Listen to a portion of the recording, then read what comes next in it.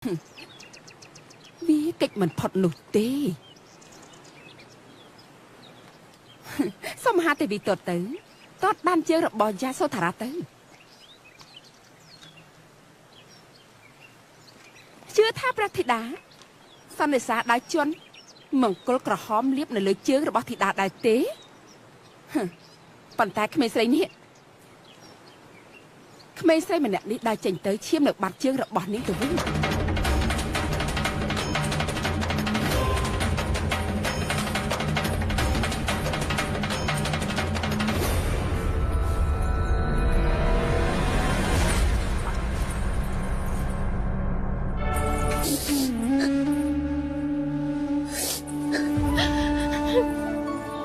យ៉ាស៊ូ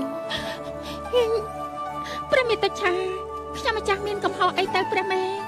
ខ្ញុំម្ចាស់មិនបានប្រឆាំងជាមួយនឹងព្រះរាជបញ្ជាទាំងអស់នេះនោះទេព្រះមេមិនអីទេ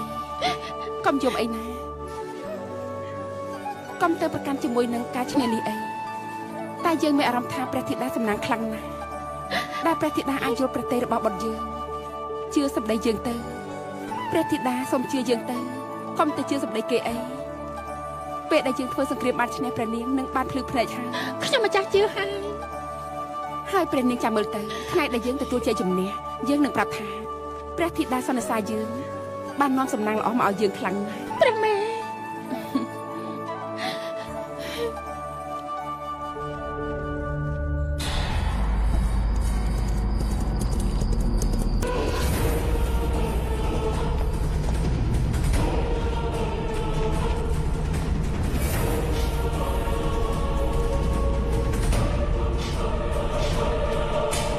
មហារាជក្រាបទូលមហារាជទូលបង្គំមានព័ត៌មានពិសេសកងទ័ពសេះព្រះរាជាណាចក្រឆ្លងកាត់ព្រំប្រទល់នគរយើងឲ្យក្រាបទូលក្រាបទូលព្រះអង្គទូលបង្គំបាននាំសារសម្ងាត់ពីព្រះរាជាប្រាសាទអាជីពមកថ្វាយគេនឹងបំពេញបំណងរបស់គេឲ្យបានសម្រេចបើសិនជាព្រះអង្គគាំទ្រគេ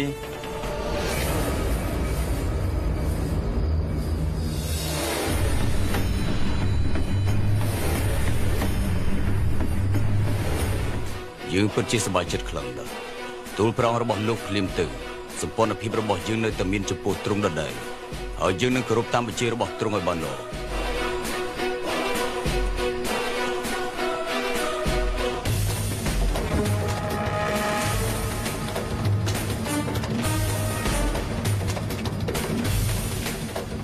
ក្រាបទូលព្រះអង្គប្រសានអាជីពបានរៀបចំផែនការចូលតាមផ្លូវខាងក្រោមកំផែងព្រះរាជវាំងឲ្យក្រាបទូល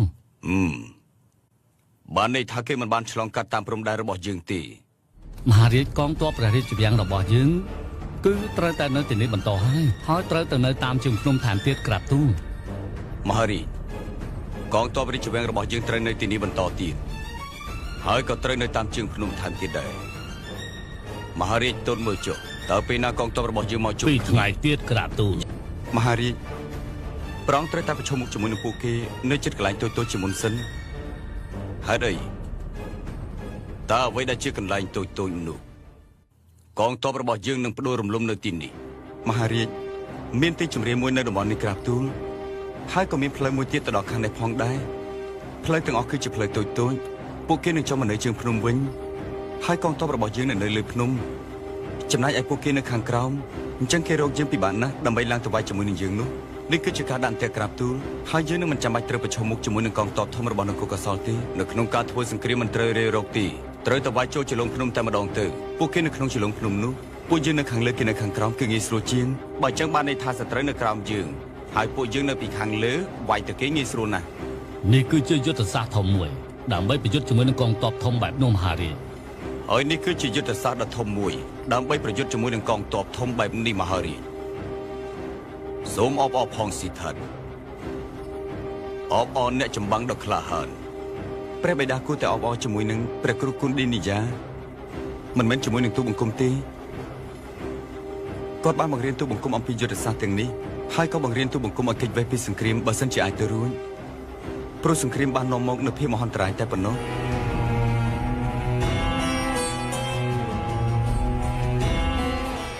ក្រាបទូលមហារាជ យើងពិតជាមិនអាចគេចវេះពីសង្គ្រាមបានទេលោកសេនាប្រមុខ កណាថ្លៃពិសេស ផ្ដល់ដំណឹងឲ្យកងទ័ពរបស់យើងថាត្រូវចេញក្បួនទ័ពនៅព្រឹកស្អែកនេះ ក្រាបទូល ព្រះបិតាស្ដាប់ទូលបង្គំសិនទៅក្រាបទូល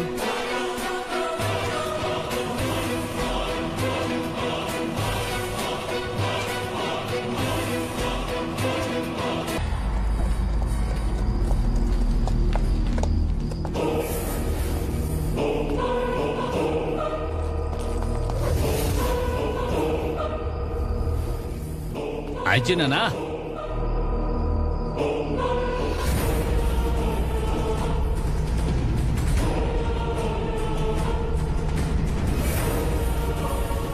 បាល់ឌីវឯងមកទីនេះធ្វើអីទៅទូលបង្គំមានរាជសារសំខាន់នឹងមកទូលថ្វាយព្រះរាជបុត្រសិដ្ឋាតជឿទូលបង្គំទៅទូលបង្គំពិតជាមានបំណងល្អទេចំពោះព្រះរាជបុត្រនិងនគរកបិលភ័ក្រ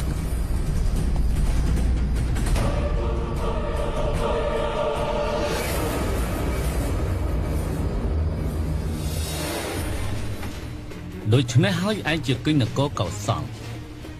ឯងនាំព្រះរាជសារសម្ងាត់មកថ្វាយដល់ព្រះអង្គដានដាប៉ានីតាមមែនទេអត់ទេ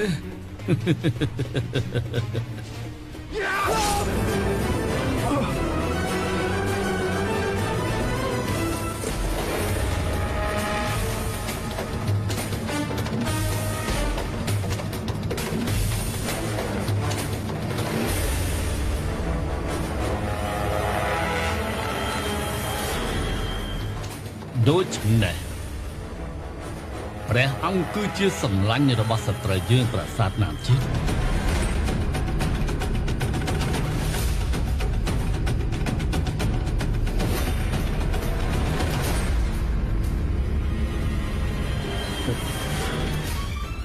ហើយព្រះរាជបុត្រក៏ជាជនក្បត់ដែរមែនទេវទត្តយើងក៏ចង់បានសេចក្តីប្រាថ្នារបស់យើងដែរតែព្រះរាជបុត្រនិងព្រះបិតារបស់ព្រះរាជបុត្របានព្យាយាមសម្លាប់បងប្អូនបង្កើតរបស់ខ្លួនឯងព្រះអង្គដានដាប៉ានីរបស់ទូលបង្គំបើទូលបង្គំយកព្រះរាជសារនេះទៅឲ្យព្រះមហារាជសុទ្ធឋានៈនោះនឹងមានរឿងអ្វីកើតឡើងព្រះរាជបុត្រមិនអាចធ្វើបែបនេះបានទេទេវទត្តហេតុអីក៏ទូលបង្គំមិនអាចធ្វើបានទៅព្រោះយើងក៏ជាសត្រូវជាមួយគ្នាដែរព្រះមហារាជសុទ្ធឋានៈពេលនេះទ្រង់ខ្លាចទៅជាព្រះបិតាក្មេករបស់បុត្រីព្រះអង្គហើយទេវទត្តយើងក៏ចង់ឲ្យបុត្រីយើងរៀបអភិសេកជាមួយឯងដែរប៉ុន្តែព្រះរាជបុត្របានចាញ់នៅក្នុងការប្រកួតទៅហើយ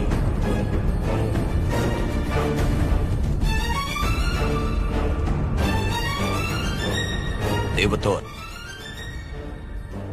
បើសិនជាព្រះរាជបុត្រអាចជួយយើងបានយើងនឹងជួយព្រះរាជបុត្រវិញជាមិនខានសូមឲ្យរាជសារសម្ងាត់ពីនគរកោសលមកយើងមកទេវទត្ត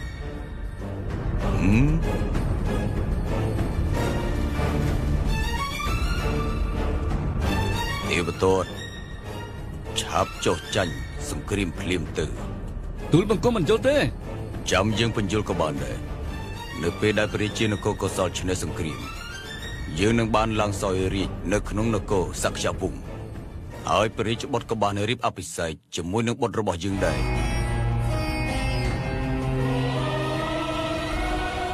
ហើយយើងនឹងធ្វើឲ្យព្រះរាជបុត្រក្លាយទៅជាអ្នកសំខាន់របស់យើងគឺមានតែព្រះរាជបុត្រមួយអង្គគត់ទេវទត្ត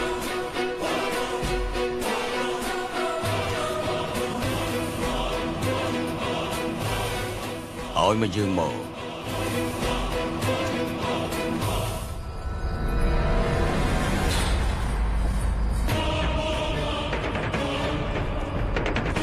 ទៅជាមួយយើងឲ្យឆាប់ឡើងទៅ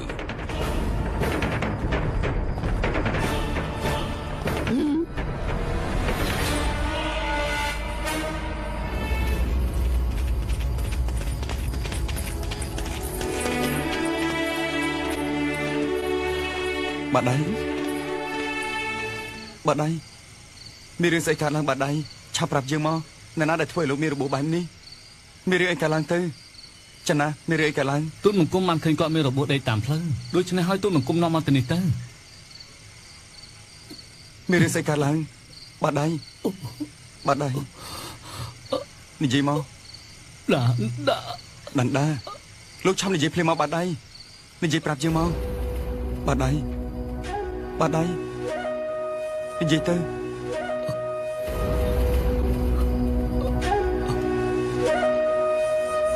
ប្រាប់យ៉ាងមក អានេះ ត្រូវការទឹកឯង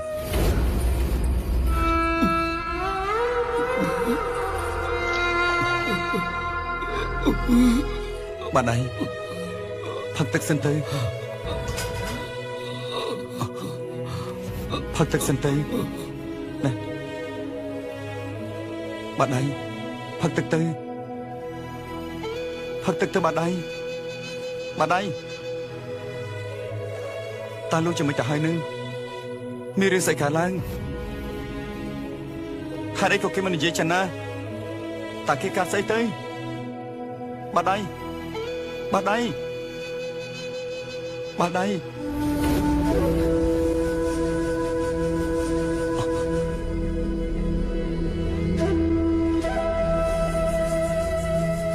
មានរឿងស្អីកើតឡើងចំពោះគេចឹងណា គេមិននិយាយទៀតទេក្រាបទូល គេមិននិយាយទេបានន័យថាម៉េចគេមិនដឹងខ្លួនទៀតទេមែនទេបាល់ដៃឆាប់ទៅហៅរាជពេទ្យមកចាណា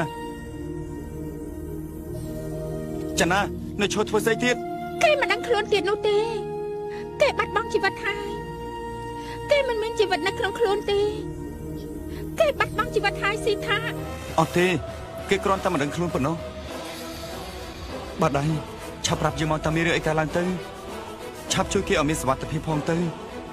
គ្មាននរណាម្នាក់ដែលអាចសម្លាប់គេបានទេបាល់ដៃឆាប់និយាយទៅបាល់ដៃតើមានរឿងអីទៅមិនបានជាលោកមិននិយាយ ព្រះរាជបុត្រគេគ្មានដង្ហើមទៀតទេបេះដូងរបស់គេឈប់ធ្វើចលនាហើយ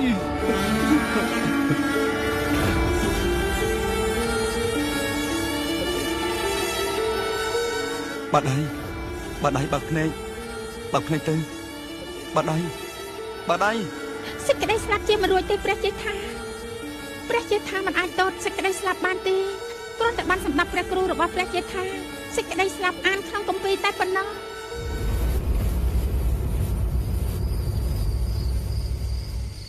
ប៉ុន្តែព្រលឹងនឹងអាចទៅជាយ៉ាងណានៅពេលដែលវាចេញពីក្នុងខ្លួន នេះគឺជាជីវិតណាព្រះជេដ្ឋា ទេ ព្រះរាជបុត្រអាចនឹងបានតូចឃើញសាកសពជាច្រើននៅឯវាលសមរភូមិទៀត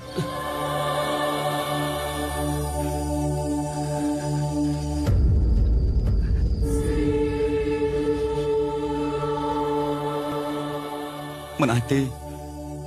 យើងមិនធ្វើសង្គ្រាមទេ ព្រះរាជបុត្រនឹងត្រូវធ្វើសង្គ្រាមដើម្បីការពារអាណាចក្រហើយក ុំនិយាយពីរឿងការពារអាណាចក្រជាមួយយើងទៀតយើងមិនអាចសម្លាប់មនុស្សលោកបានទេ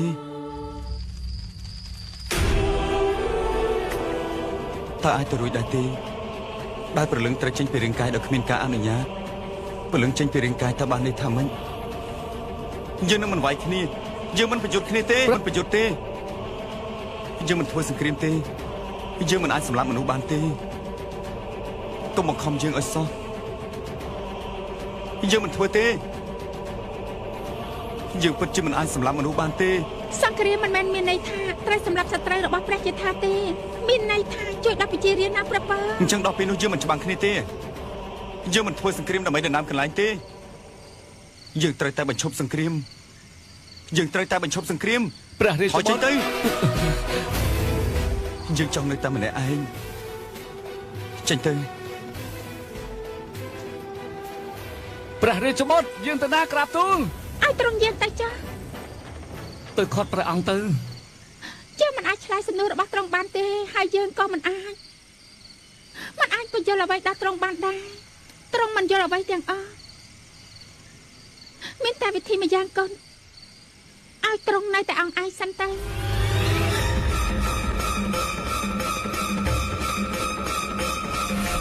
សេចក្តីស្លាប់មិនអាចជៀសផុតនោះទេព្រះជេដ្ឋានេះគឺជាជីវិតពិតណាស់ព្រះជេដ្ឋា ព្រះរាជបុត្រអាចនឹងបានទតឃើញសាកសពជាច្រើននៅឯវាលសមរភូមិទៀត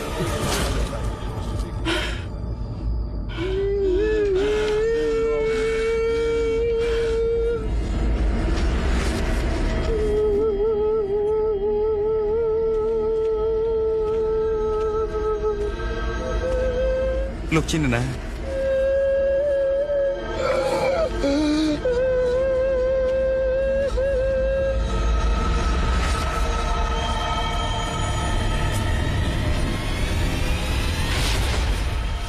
លោកគឺជាណាយើងគឺជាព្រះរាជបុត្រយើងគឺជាអារម្មណ៍របស់ព្រះរាជបុត្រគឺមេត្តាករុណានិងមុទិតាចំណែកយើងគឺជាចំណែកមួយរបស់ឯងដែរ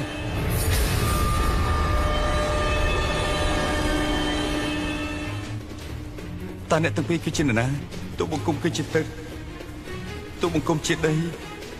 ទូបង្គំគឺជាមេត្តាទូបង្គំគឺជាករុណាហើយទូបង្គំក៏ជាមុទិតា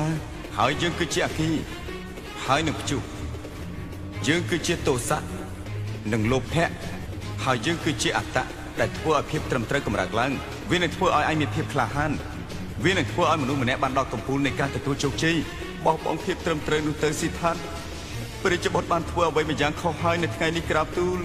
យើងធ្វើស្អីយើងបានធ្វើស្អីខុសទៅព្រះអង្គបានគិតពីយុទ្ធសាស្ត្រសង្គ្រាមហើយក៏ខ្លាចទៅជាអ្នករួមចំណែកមួយនៅក្នុងការធ្វើសង្គ្រាមទ្រង់មិនបានធ្វើអ្វីខុសទេសង្គ្រាមគឺជាការចាំបាច់ជ័យជំនះគឺជាវាសនារបស់អ្នកចម្បាំងហើយនោះគឺជាអ្វីដែលឯងត្រូវធ្វើវាគឺជារឿងដែលត្រឹមត្រូវសង្គ្រាមបាននាំមកនូវភាពមហន្តរាយស៊ីថាតតើទ្រង់ពិតជាមិនដឹងទេ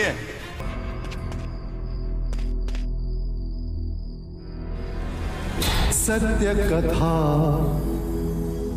पुरुषार्थ कथा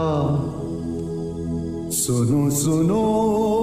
सिद्धार्थ कथा